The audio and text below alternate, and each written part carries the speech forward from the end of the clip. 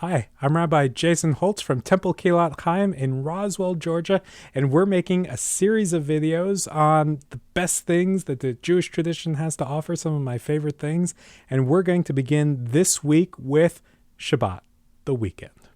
Let's dive right into it. What is Shabbat? Question 1.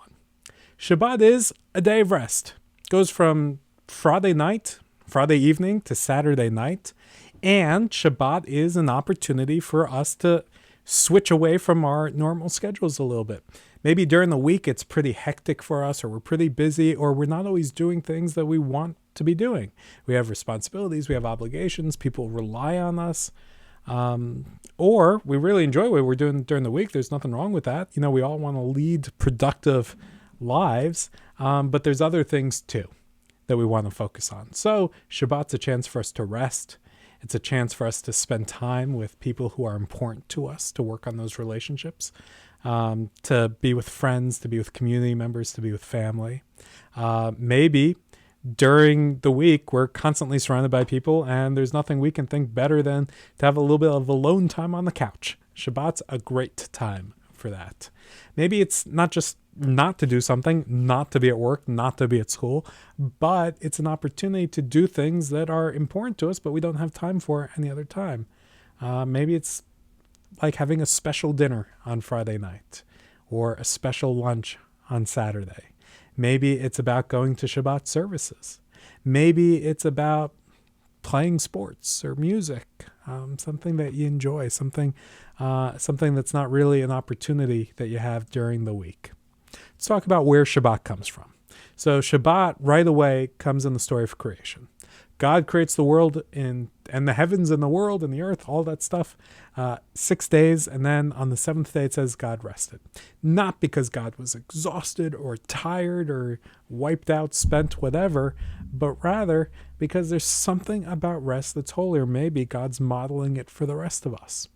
That it's important to strike a balance between doing important, creative, productive things with our lives, contributing in a meaningful way, and also taking some time away from that to focus on other special, important things.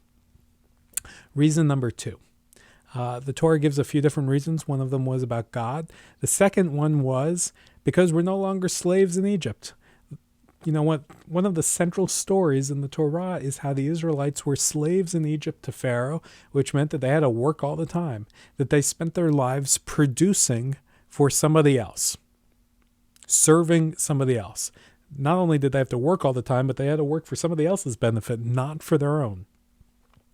When our humanity is measured simply by what we can produce or do for somebody else,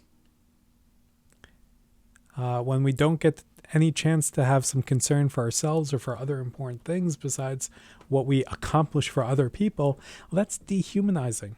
That's degrading. It turns us into robots or factories. It turns us into things that just make or serve. But that's not the worth of a human being.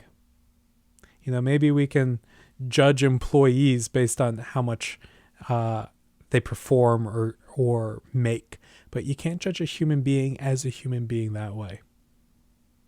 A human being's worth comes from being created B'Tselem Elohim, in the image of God. To be a human being is more than just about the work that we do, important though it is. We also need time for relationships, time to be with family, time to be with friends,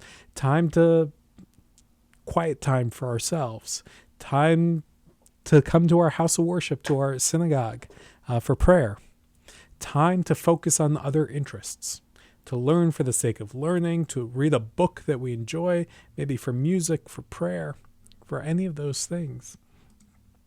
So let's talk about how we can do Shabbat. Lots of different ways. There's a traditional way of observing Shabbat, which for some people that's beautiful and meaningful, and more power to people who want a traditional Shabbat. Also, we can be creative, which means I'm not going to tell you what to do. You can think of it for yourself. What's meaningful to you, something special, different that you can set aside just for Shabbat. Some elements of tradition that we can bring into Shabbat.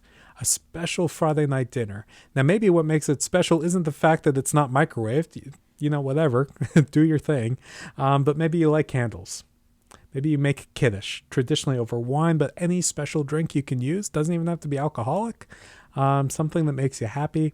You just lift it up, say a blessing. I'll put some links down below in the description on kind of some of the more traditional blessings. But really, if you don't know what they are, don't let that stop you. Just light some candles and enjoy yourself, and the rest can come a little bit later. Have a special dinner.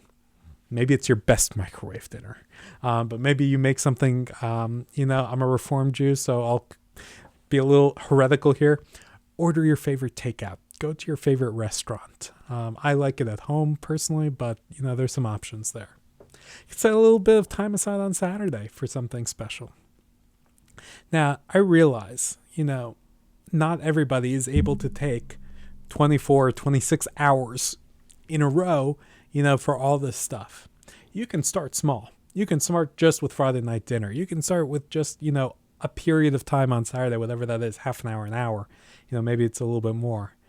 Maybe because of your own particular job. Let's say you work at a hospital and you've got a 24-hour on-call period, and the traditional Shabbat window is just not going to happen for you. That's fine. It might not be on Shabbat, but as a human being, it's still important for you to take a little bit of time away from your responsibilities and make that sacred, special time. Also, I'm a congregational rabbi here at TKC in Roswell. If you're in the area, you're welcome to join us in person for Shabbat services Friday night, Saturday morning. I'll put the link to our website down in the description. All the information's there. Wherever you happen to be, you can also join us online.